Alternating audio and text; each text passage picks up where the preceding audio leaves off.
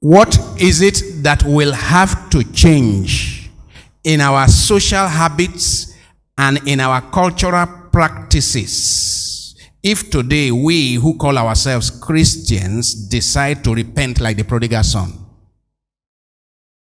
What is it? I've talked about what is it that will change in your life, right? But also I'm saying, what is it that will change in our society as Nigerians, in the manner in which we conduct our lives? We have too many sinful, unwholesome, unchristian practices that we're not ready to throw away. Oh, it's in our place, that's how we do it. Oh, this is how we do it in Nigeria. This is how, whatever. But it is dragging us down. It's dragging us down.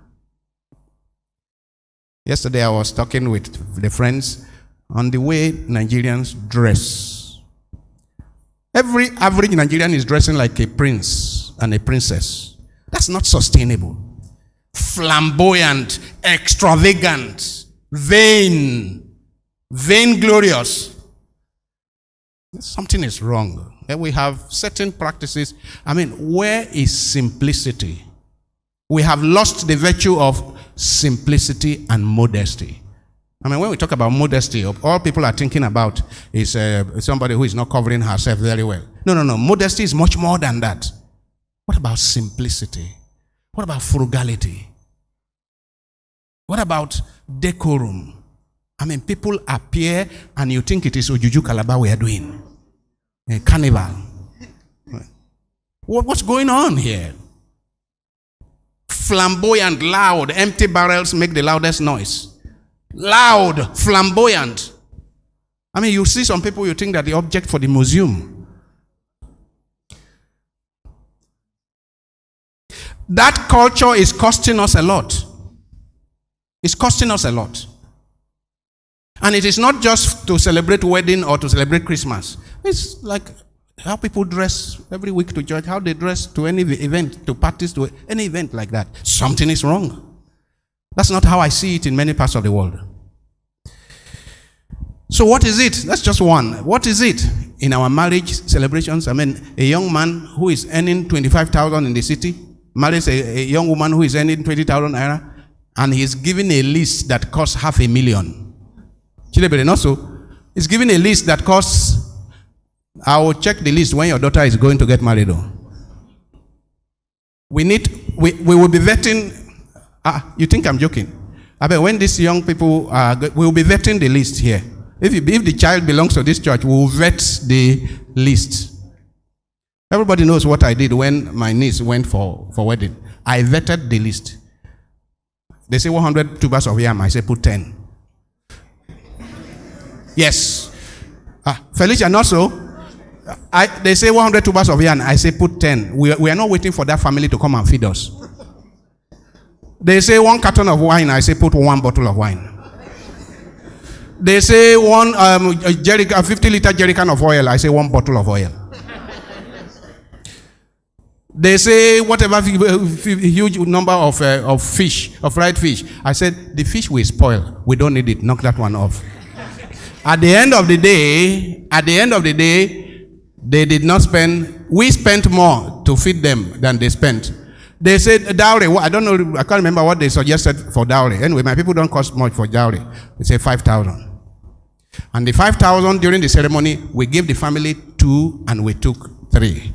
Total, it's not up to 25,000. I had the opportunity to put my foot down. And that is what happened. And each one of us, we have the opportunity to put our foot down. We can change these things. You come and tell us that this is the culture evolved. Yes, give us a round of applause. We can change these things. We can change them. Don't tell me it's culture. Who told you that culture is static? Culture evolves. Culture evolves. That's what you are doing too. Aha, this one that is coming. Good. Another family is about to do it. I mean, you have young people who are struggling to establish a home. And then you make them begin their marital life with a debt. And do you know that it causes problem? They start getting angry against one another. You for whom I spend so much. And when the woman is suffering, she cannot complain because the amount that has been spent on her, she cannot refund it. So we have many practices. I mean, you tell somebody that your father is sick, they will say, sorry, you need money to take your father for treatment. You won't get a dime. You won't get kobo. But you tell them that your father has died. They will bring money to borrow you. They will bring money. Even before you ask, they will say they know that you need money for the burial. Something is wrong, isn't it? Once again, let me say that I have said it to my sister is here. I've said it to people. My nephews are here. When I die, the money that should be spent for charity, if you use it to buy coffin, I will.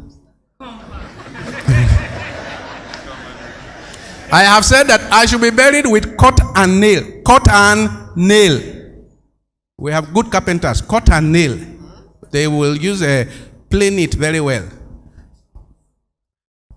Don't spend money to go to anybody that you are going to get 200,000, 100,000, 200,000, 500,000 coffin. Not for me. If you do that, I will harass you from the... On a serious note, we cannot teach these lessons except begin from ourselves. We have to begin from ourselves. Give examples.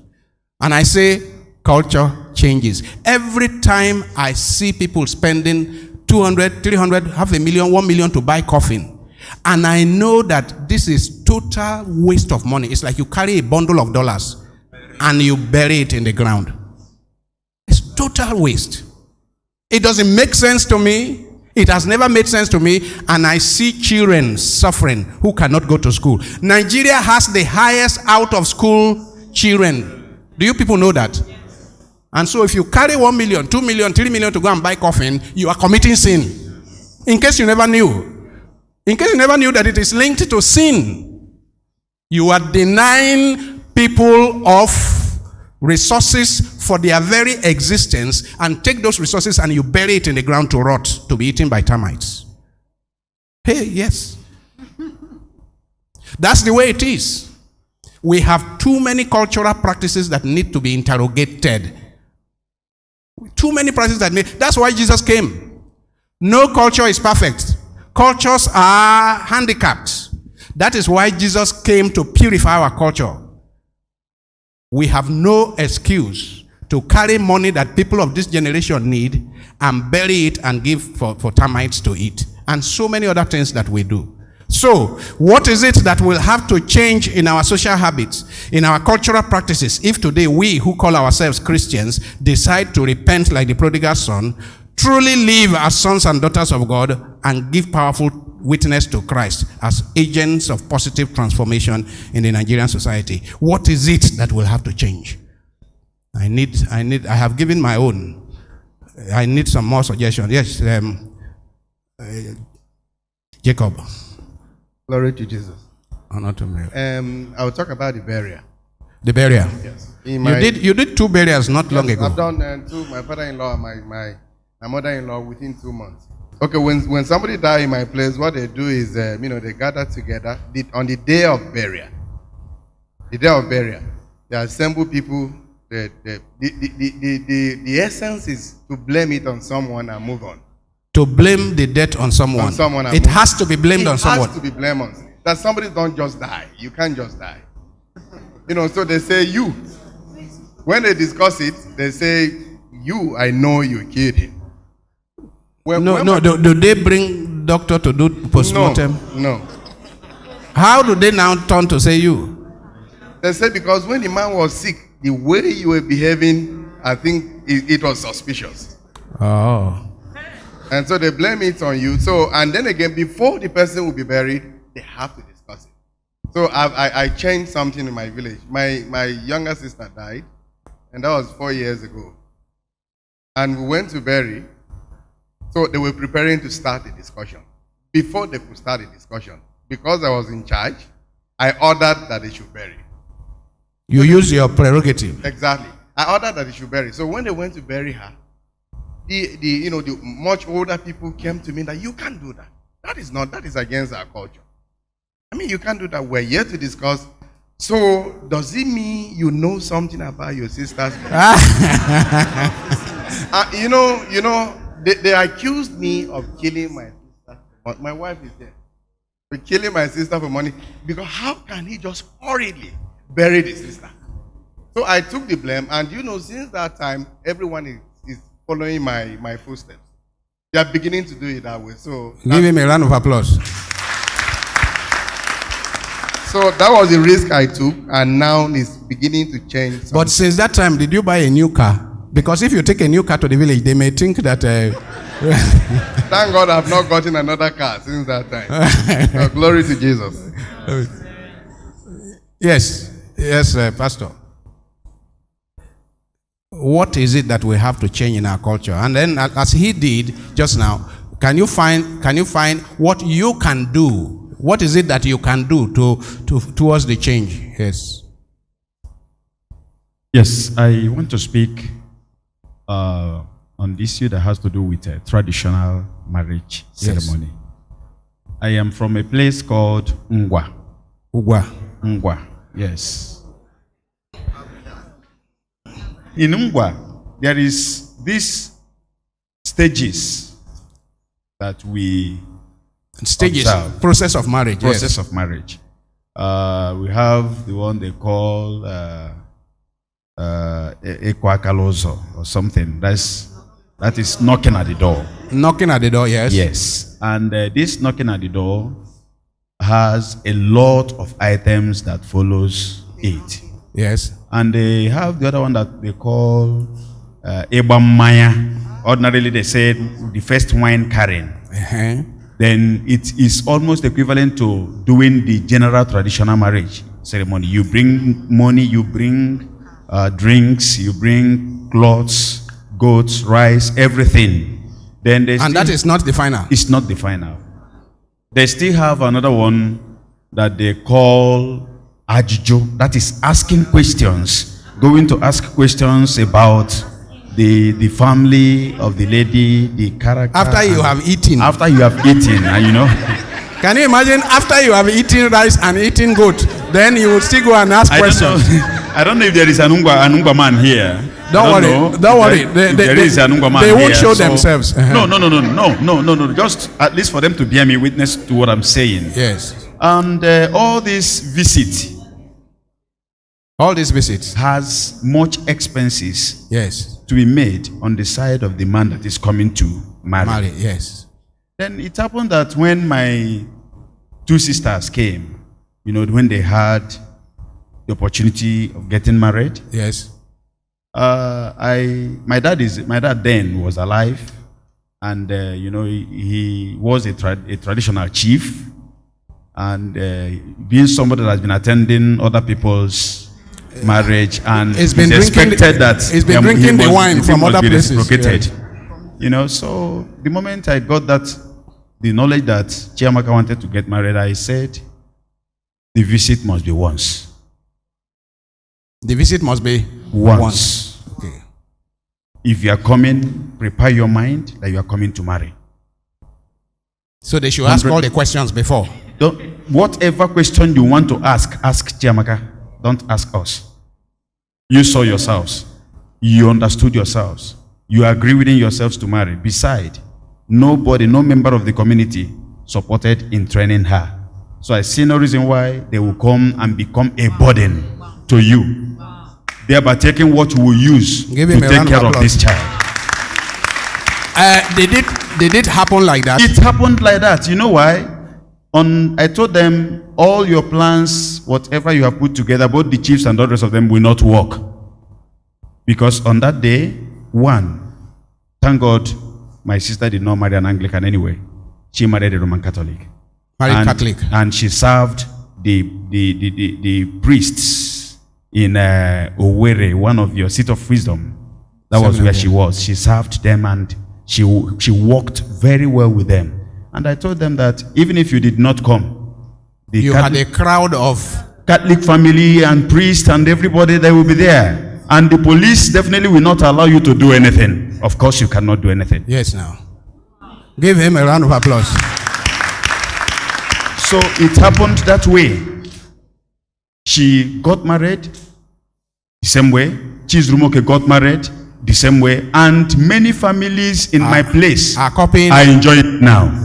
Okay, There are things we need to stop. Then on the side of the, girls, let me say, that are going into marriage, their list also is very high.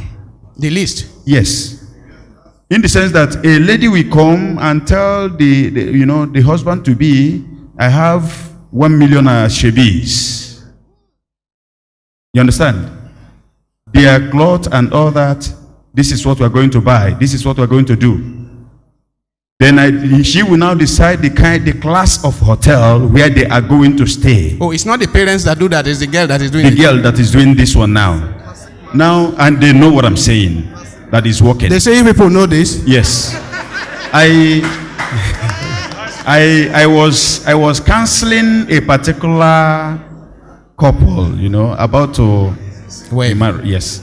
So I asked them, I know that you have booked your hotel, at least where you will stay and do, there's one they call night shower. I don't know. All right. You are not current. It's called bridal shower. Bridal shower. I said that they know it more than myself. Because I got married many years ago, so yes. We did not do such things. So I now asked her, have you booked? She said yes. Where? She mentioned one of the biggest hotels in Ihiala. And that hotel happened to be Good Destiny. I said, as big as a Good Destiny? That is where you went? How much? She said, Reverend, forget that one. It is my privacy. I said, okay.